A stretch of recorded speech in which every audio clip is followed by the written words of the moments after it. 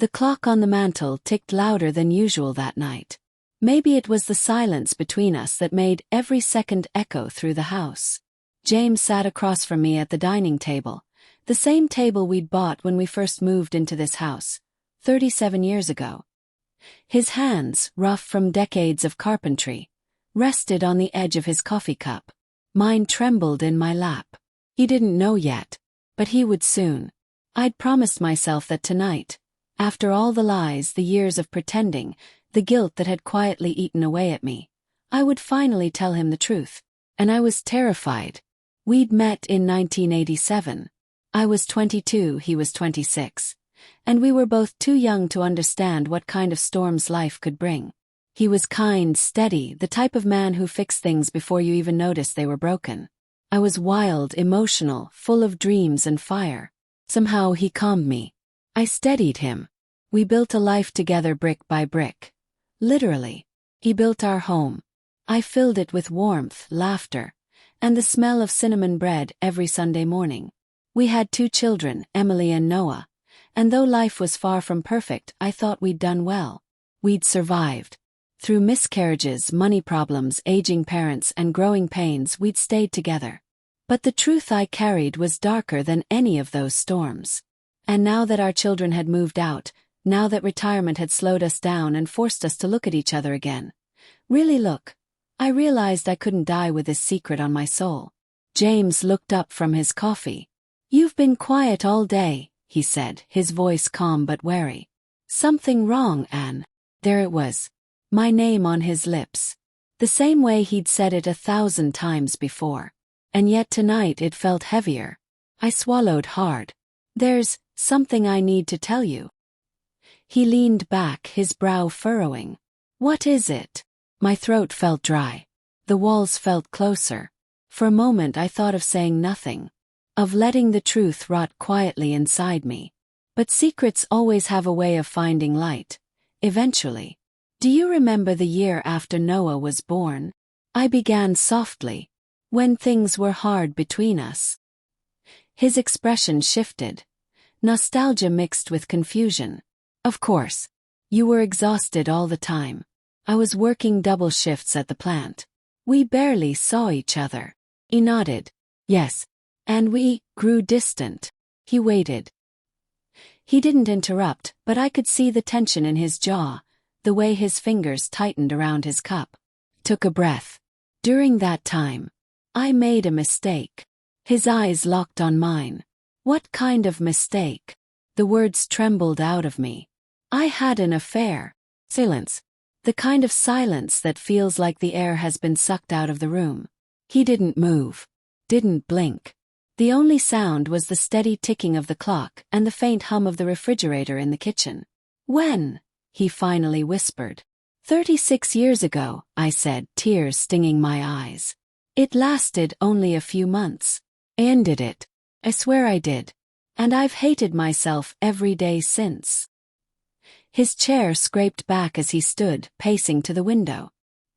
He stared out into the darkness of our yard, the same one he'd mowed for decades, where we'd watched our children play, where we'd buried our dog beneath the oak tree. "You're telling me this now," he said, his voice low, almost foreign. "After 37 years. I nodded weakly. "Because I can't carry it anymore, James. You deserve the truth." "The truth," he repeated, turning back to face me. His eyes, those calm, kind eyes, were now filled with something I'd never seen before. Not anger. Not entirely. But something deeper. Grief. Was it someone I know? I hesitated, then whispered. "Yes." He closed his eyes. "Who?" "Michael Harper." His shoulders stiffened. The name hit him like a blow.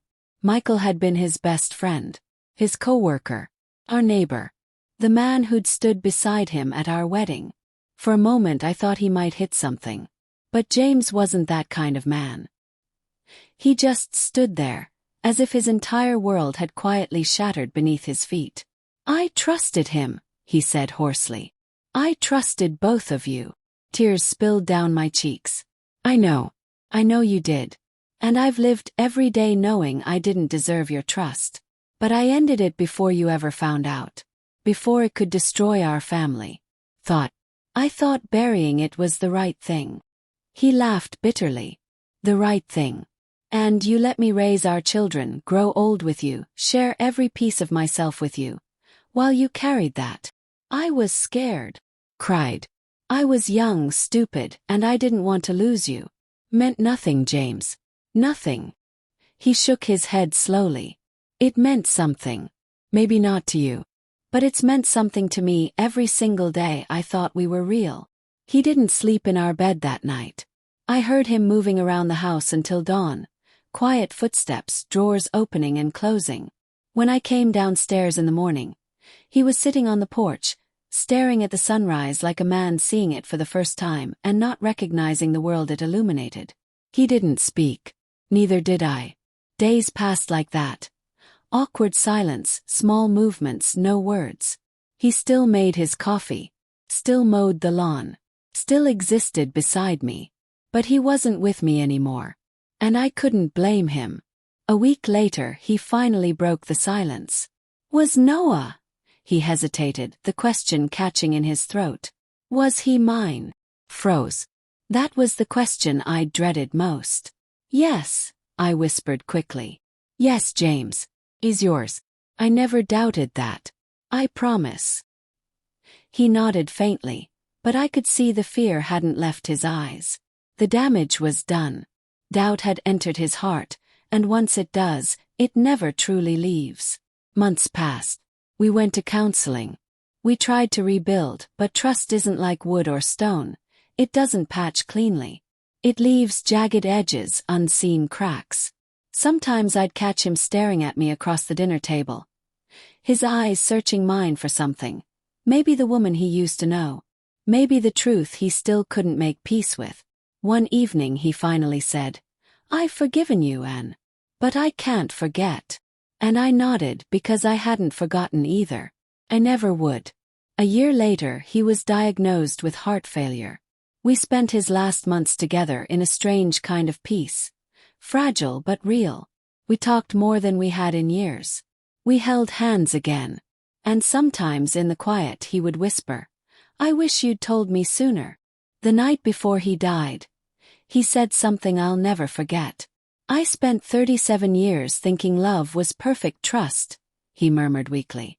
But maybe love is what's left after trust breaks, and you still choose to stay. He died holding my hand. And I broke all over again. It's been 3 years since then. I still live in this house, alone. His workshop still smells like sawdust and cedar.